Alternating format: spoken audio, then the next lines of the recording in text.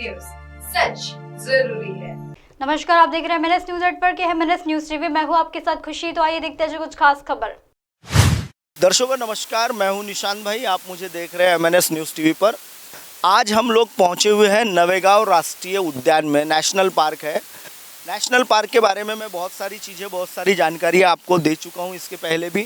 National park में कभी one विभाग के कर्मचारी, तो कभी तरह तरह के यहाँ कारनामे होते हैं। डेपो का परिसर है, RFO भी है यहाँ। पर्यटन को लेकर भी बहुत सारी गलतफहमियाँ और दुष्प्रचार होते रहता है।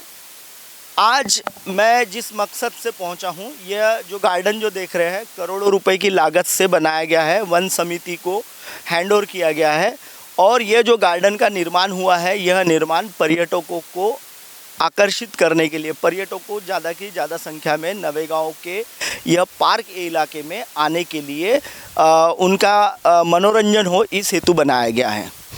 जैसा इस गार्डन की जो लागत है वो करोड़ों रुपए में है। यहाँ बोटिंग शुरू की गई है। वन व्यवस्थापन समिति के माध्यम से बोटिंग का भी काम देखा जाता है और एक मिरर हाउस बनाया गया है।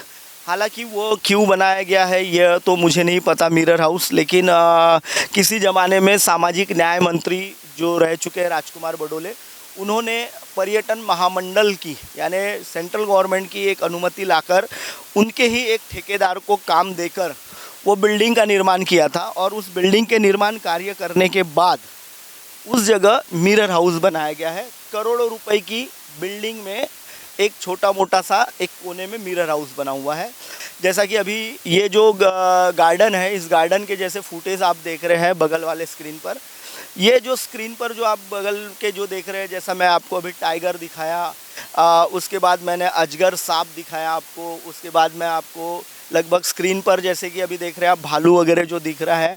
और ये जो नज़ारा है यह डैम का नज़ारा है, नवेगांव राष्ट्रीय डैम का। अब यहाँ 20 रुपए के हिसाब से पर्यटकों से पैसे लिए जाते हैं। वन व्यवस्थापन समिति बाकायदा एक पर्ची देती है और पर्ची से जो पर्यटक आते हैं, बाहर से जो पर्यटक आते हैं या स्थानीय पर्यटक भी होते हैं, जो लोकल भी होते हैं, यहाँ के इसी ज़िले के लोग होते हैं, उनसे भी 20 रुपये वो लिया जाता है। यह 20 रुपये लेने के बाद आखिर ये 20 रुपये का होता क्या है, क्योंकि एक दिन में लगभग यहाँ 200 से 300 पर्यटक आते हैं। अगर 200 पर्यटक भी अगर आते हैं तो यहाँ 4000 रुपये के हिसाब से यहाँ उसका कलेक्शन आएगा। यानी 20 रुपये के हिसाब से 4000 रुपये का कलेक्शन प्रतिदिन होता है। 4000 रुपये के हिसाब से अगर हम कलेक्शन को अगर देखते हैं या किसी दिन कम ज़्यादा भी पकड़ते हैं, तो लगभग यह गार्डन को देखने के लिए आने वाले लोग 1,20,000 तक के मिनिमम पैसा दे चुके होते हैं महीने में। अच्छा, वन व्यवस्थापन समिति को निधि आता है, गवर्नमेंट का निधि आता है और गवर्नमेंट के निधि से ही बहुत सारे काम किए जाते हैं। लेकिन यहाँ जो लोकल जो जनरेट होता है पैसा, मिरर हाउस का या फिर बोटिंग का, यह आखिर जाता कहाँ है, यह बहुत बड़ा खोज का विषय है। वन व्यवस्थापन समिति के अध्यक्ष और अभी हाल ही में एक जो यहाँ की ग्राम पंचायत है उनकी एक आढ़ावा बैठक हुई थी और उसमें वन व्यवस्थापन समिति को चयन करना था, लेकिन उसमें कुछ मेंबरों को लेकर डिस्टर्बेंस बना और वह हो नहीं सका। फिर भी पुरानी वन व्यवस्थापन समिति बोलो या फिर यहाँ के उप सरपंच या सरपंच, उनका नियंत्रण इस जगह बहुत देखने को मिल रहा है। और यह जो सारा जो वाक़या है, यह जो इर्द गिर्द जो है, आखिर पैसा जा आ रहा है वन व्यवस्थापन समिति का। क्योंकि मेरे पीछे जैसा एक आप रेस्ट हाउस देख रहे हैं, ऊपर में एक रेस्ट हाउस बना हुआ है। उस रेस्ट हाउस में अभी तक के वो रेस्ट हाउस कंप्लीट होने का है। PWD विभाग की ओर से वो रेस्ट हाउस का निर्माण किया गया है। पर्यटन महामंडल की ओर से जो निधि आया हुआ था, उस निधि को PWD विभाग को दिया गया था और अब तक के वो जो रेस्ट हाउस है वो शुरू नहीं हुआ है। आपको जो मैंने गेट दिखाया था, जैसा अभी आप जो बाजू में गेट देख रहे हैं, जो एंट्रेंस गेट है, उस एंट्रेंस गेट की अभी तक के रंग रंगोटियों ने उसका निर्माण कार्य अभी भी अधूरा बचा हुआ है। बहुत सारी चीज़ें हैं। भ्रष्टाचार, यहाँ की समितियाँ भ्रष्टाचार पर भ्रष्टाचार में इबारतें लिख रही है और बहुत बड़े पैमाने पर यहाँ का जो लोकल जो राजनीतिक गलियारा है वह यहाँ पर्यटकों की जो समिति है उसमें उनका इंटरफेयर है।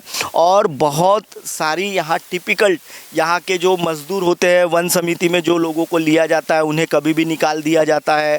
वन समिति के माध्यम से जो रोज़गार के लिए यहाँ जो वॉलंटियर्स रखे गए हैं उन्हें बिना किसी वजह से भी यहाँ से निकासित कर दिया जाता है। ऐसी बहुत सारी यहाँ घटनाएं रहती है। पर्यटकों के लिए मैं इस जगह न्यूज़ करने के लिए या हम लोग इस जगह पहुँचते हैं ताकि लोगों को इसके बारे में अधिक से अधिक जानकारी मिले और लोगों के साथ होने वाली असुविधा को भी हम यहाँ दिखाना पसंद करते हैं। बने रहिए MNS न्यूज़ पर। आज की खबर में सिर्फ इतना ही। कल फिर मिलूंगी एक नई खबर को लेकर, तब तक के लिए बने रहिए MNS न्यूज़ के साथ।